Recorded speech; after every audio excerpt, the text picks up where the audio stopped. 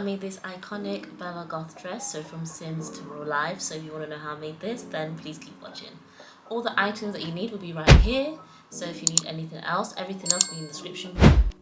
I ended up having to make another corset pattern since I used a different bra form this time, which meant the original didn't quite fit the way I needed. So I drafted a whole new corset to match the new shape. If you want a detailed step-by-step on how I created this corset, you can refer to this video right here, as I go through the whole process in one. Because of the changes I made to the front, I also had to adjust the back piece of the pattern to make sure everything was lined up correctly. I made sure to label everything clearly and kept a draft of the new pattern for future reference.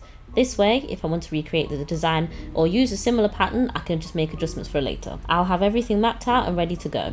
Organisation is key when making custom pieces like this. Now let's move on to making the cup coverings. This part is exactly the same as the last video, but since I'm using a different size and shaped cup for this project, I've had to make a new one. To start, I made sure I measured down one side of the cup to figure out how big the top and bottom pieces of the cup coverings needed to be. Using the heat fabric pen marker, I drew a curved shape from one end of the cup to the other and created the perfect fit.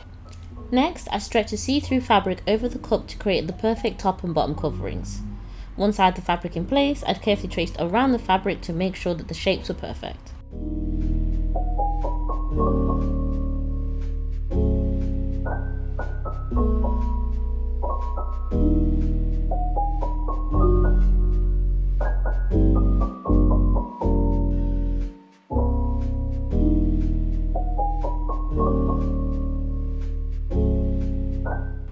Ooh, I just realised that I'd forgotten to add the joining notch marks at the top and bottom of the coverings.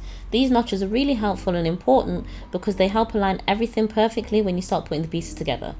So make sure that you don't forget to add these markings before moving on. Now it's time to cut out the shapes. I use a masking tape to secure the fabric onto some pattern paper, making sure that everything stays in place while I worked.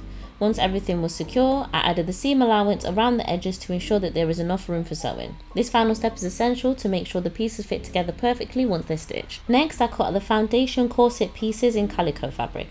Calico is a great choice because it's durable and easy to work with.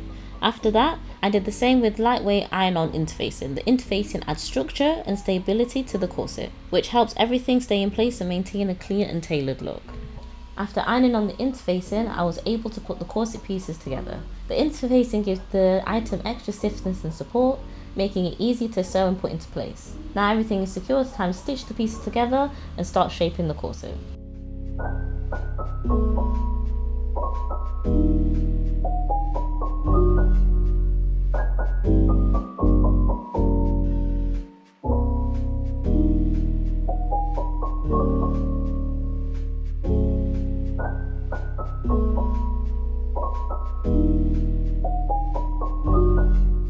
When it comes to the boning, you'll need to cut each piece slightly shorter than top and bottom of the corset.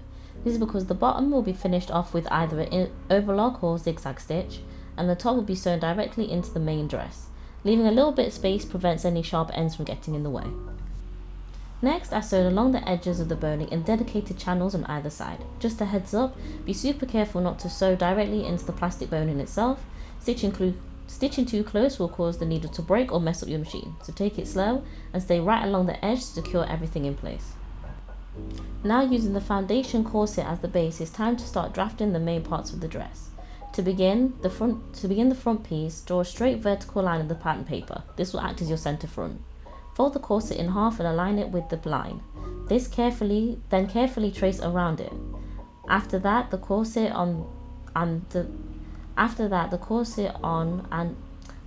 try the corset on and pick a point where you want the waistline and the hips naturally fall. Then mark these on the pattern. This will give you a solid guide to shape the rest of the dress accurately to your body. Next, measure the circumference of your waist and hips, then divide each measurement by 4. Take those numbers and then square them down at the waistline and the hip line that you marked in the previous step. This will give you a more accurate shape to work with and helps ensure that the dress will fit properly. Once everything is sewn together, it's super quick to track and keep a pattern proportional to your true body.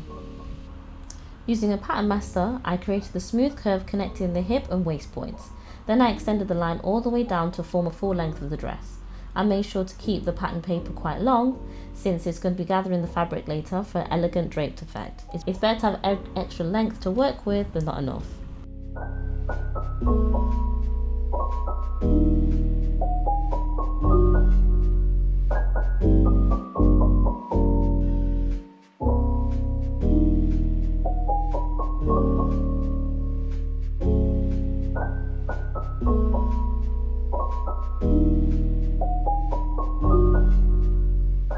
Now it's time to make the new back piece. To do this, I placed half of the back piece, the foundation corset, directly on top of the dress pattern piece that I just drafted. This helps make sure that the front and back pieces match perfectly at the seams. Once they are lined up, I traced around using the base of the new back pattern. This step is all about keeping things cohesive and making sure that everything fits together smoothly once it's time to sew.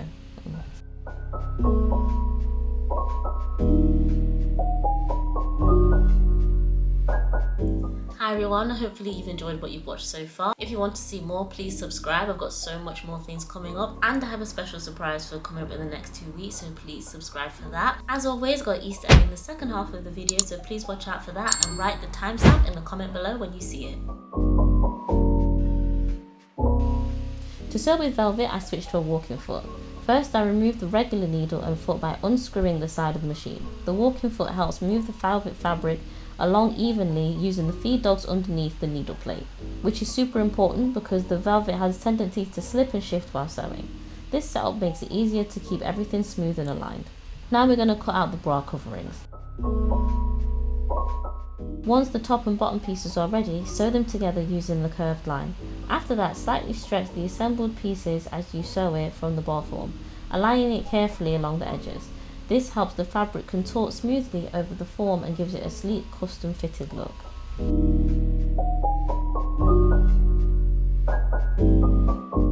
Next, I sewed the front and the back pieces of the dress together. Since I'm working with stretch fabric, I used a wider stitch to allow it to have a bit of a give. Plus, I'll be creating gathering at the seams anyway, so a wide stitch helps keep everything flexible without straining the seams. It's a good balance between structure and movement. Now I decided to overlock both sides of the open seams where I was sewing the bowing, as well as the top edge of the hem of the corset. This helps prevent any fraying, especially as some of the areas will be under tension or rubbing against the dress. Overlocking gives it a clean, professional finish whilst keeping the inside of the garment as tidy as the outside. Next, I made some simple boning covers just to make the corset more comfortable to wear. These help prevent the boning from rubbing or irritating my skin, especially as I'm wearing it for a long time. I used some soft fabric scraps, folded and stitched, and then placed them over the boning channels. Nothing fancy but super effective, and it added some comfort. Then I sewed the main fabric and the corset fabric together along the top edge, keeping the stitches right along the edge and slightly under the seam allowance. This helps to join the two pieces together cleanly without any bulk and make sure that the seam will stay hidden when everything is finished off later.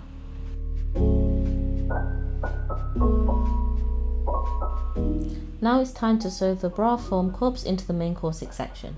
I use a 0.5 seam allowance as this is the seam allowance that's on the bra cups already. This part can be a bit fiddly, so take your time lining everything properly and make sure the curves sit smoothly against the corset base. Using the widest stitch possible, I stitched down within the seam allowance to prep for gathering. I actually sewed about 1 cm seam allowance instead of 1.5 as I had originally marked, but it still worked out. Just make sure you start and end with 2 long tails of thread. You'll need these later to pull and push the fabric to create gathering effect at the sides.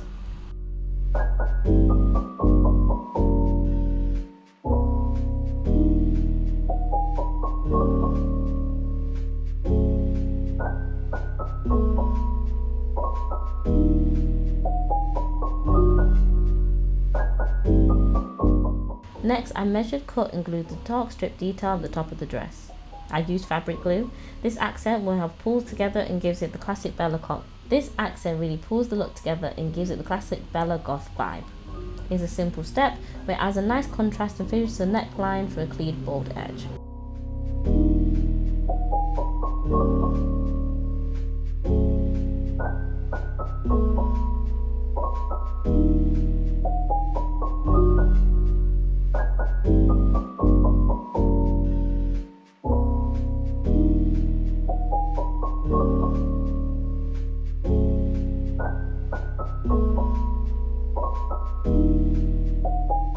So it turns out that my zipper was a bit too long for the dress, but luckily, since it was plastic, I was able to shorten it.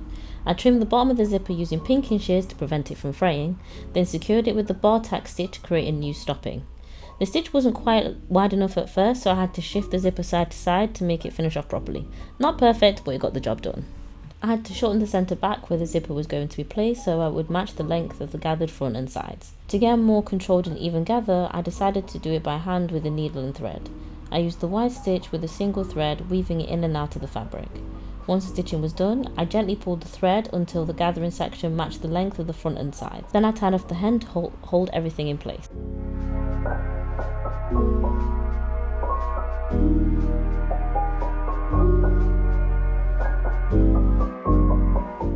Now it's time to sew the zipper foot into the centre back. I pinned it in place first, making sure that it lined up with the gathered fabric. Then I marked a point a couple centimetres above the end of the zipper tape on both sides. This is where the zipper will stop and where you'll sew the rest of the centre back, and it will shut the dress closed.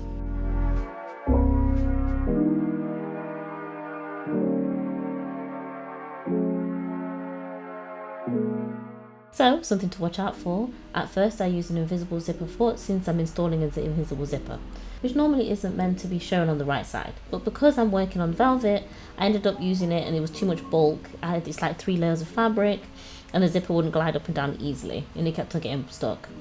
I'm assuming it's due to the thickness and the plush texture of the velvet. So I had to fix the zipper and start again. This time I used a regular zipper foot, but this one is close to the edge but not so close to the edge, and it helps it flatten it and it made the zipper move up and down smoothly. Next I sewed down to the marking point I made earlier. I was able to close up the rest of the centre back seam beneath the zipper, and with the zipper installed, the dress is practically finished. At the top of the dress I sewed in a hook and eye fastening. This helps to keep everything neat and secure, especially above the zipper, so it doesn't flap open or shift while wearing. And that's it. Thank you so much for watching all the way to the end. You're one of the very few that do. If you haven't already, please comment below what else you'd like to see from me. Away from that, I hope I made your day so much better, and I'll see you. YouTube thinks you're going to love this video here, or you can watch my latest video right here.